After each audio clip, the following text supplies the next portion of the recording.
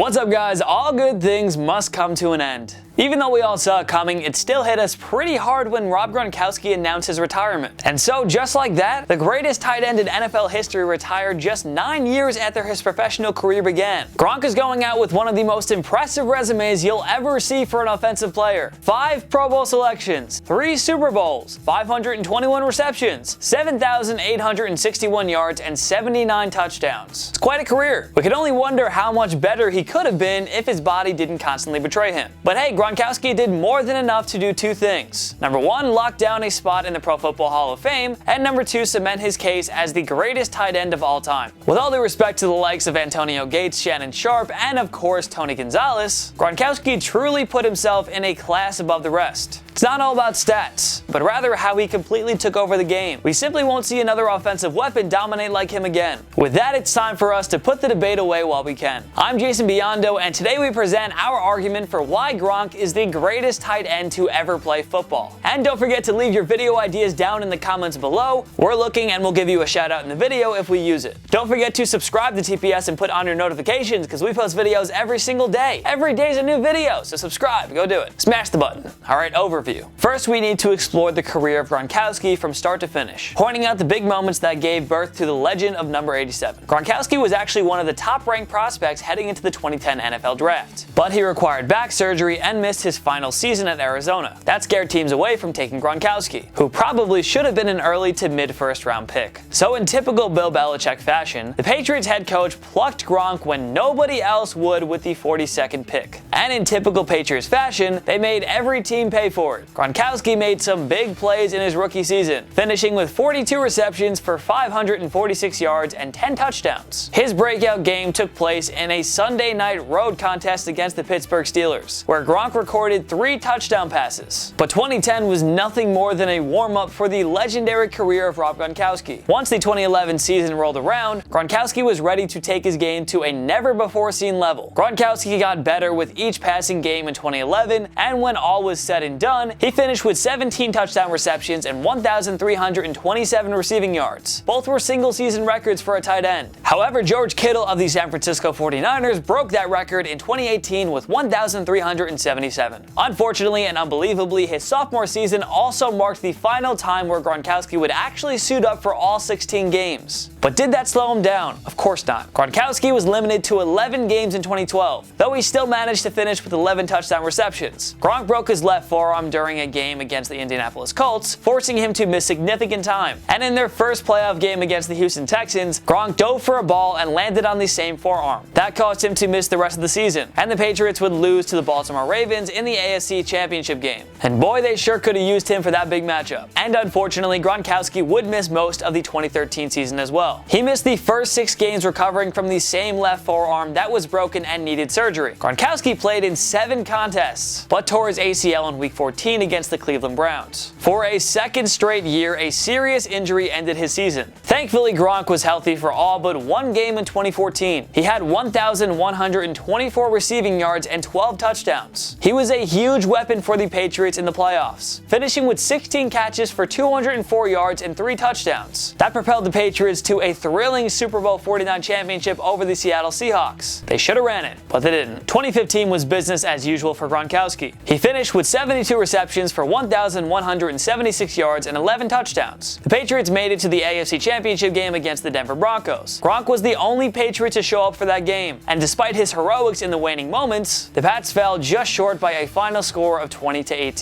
2016 was another injury-filled season for Gronkowski. He suffered a hamstring injury, pulmonary contusion, and a herniated disc. He played 8 games in the regular season and wasn't able to take part in the Patriots' quest to a Super Bowl 51 championship victory over the Atlanta Falcons. Gronkowski returned with a force in 2017. He missed 1 game due to injury and another due to suspension after elbowing Tre'Davious White in the head. Despite missing 2 contests, he finished with 69 receptions for 1,084 yards and 8 touchdowns. Typical Gronk production. Gronkowski had another tremendous showing in the postseason, though he had to leave the AFC Championship game early versus the Jacksonville Jaguars after suffering a concussion. He got healthy in time and was unstoppable in Super Bowl 52 against the Philadelphia Eagles. Foles. He had 9 receptions for 116 yards and 2 touchdowns. But Nick Foles outdueled Tom Brady and Philly won 41-33. Gronk made headlines after the game when he admitted he would think about his future before committing to the 2018 season. Instead, Gronk would come back for what would be his final NFL season. It was hard to watch and you felt bad for him. Gronk clearly lost plenty of steps and had a fairly unproductive season in 2018.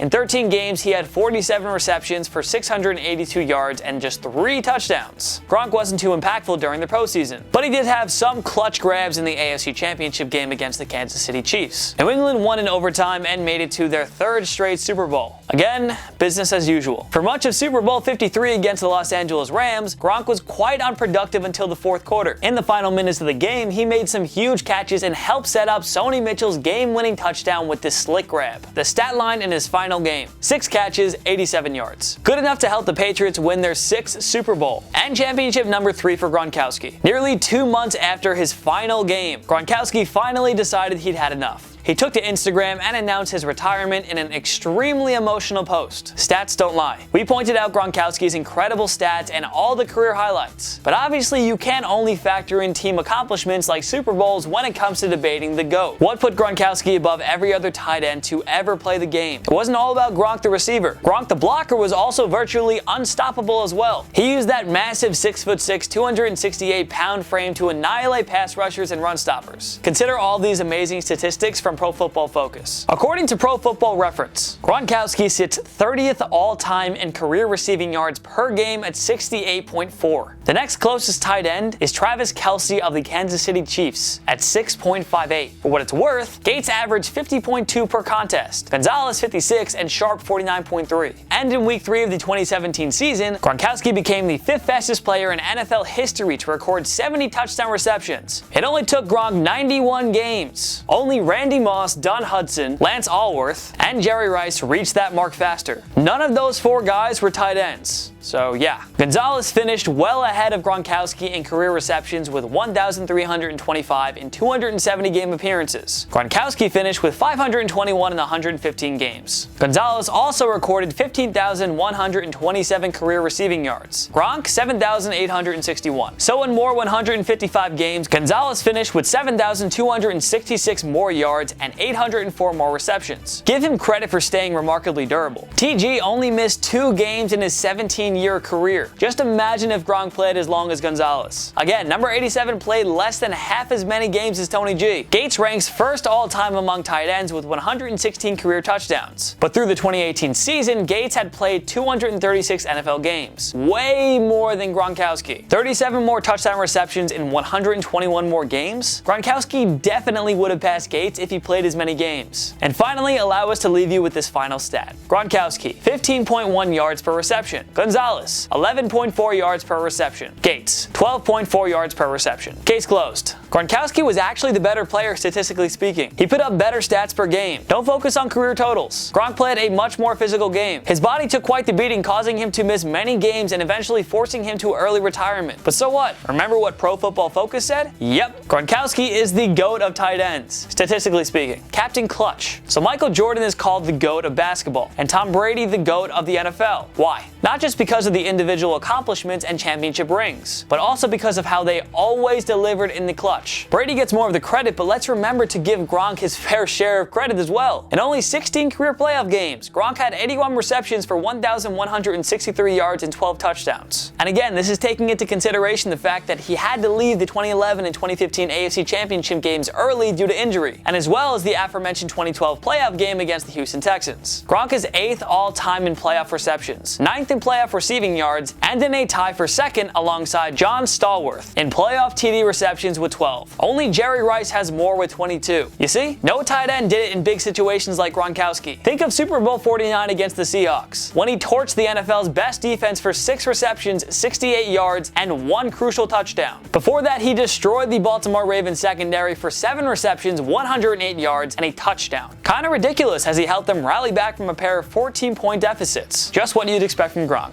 We talked about his phenomenal performance against the Eagles in Super Bowl 52, one of the greatest all-for-nothing efforts in NFL history, if you will. Now, Gronkowski was quite unproductive for large portions of the 2018 AFC title game against the Kansas City Chiefs, but he came through when it mattered most. Burkhead would run it in a couple of plays later, and the Patriots would head to the Super Bowl again. And as we mentioned, Gronkowski made some big-time fourth-quarter catches in Super Bowl 53 against the Rams. The Pats would win 13-3, and Gronk would retire a Super Bowl champion, just like Peyton Manning, Jerome Bettis, Ray Lewis, and John Elway did before him. Much like Brady, Gronk always saved his best for the postseason. He came through when his team needed him most. He's the greatest tight end playoff performer ever. And the playoffs, by the way, is where legends are made. So you have the stats, the overall dominant play, and the clutch postseason performance. What else do you want to debate? Guys, this is the greatest tight end in NFL history. Gronk, here's to you. It was an incredible 9-year run, and we may never see anything like it again. Thank you for your athleticism, thank you for your humor. Lipitor, if it's harder for 4 hours, call it. No, Gronk, it's not that drug. Thank you for your dancing, and of course, thank you for reminding us that the number 69 is hilarious.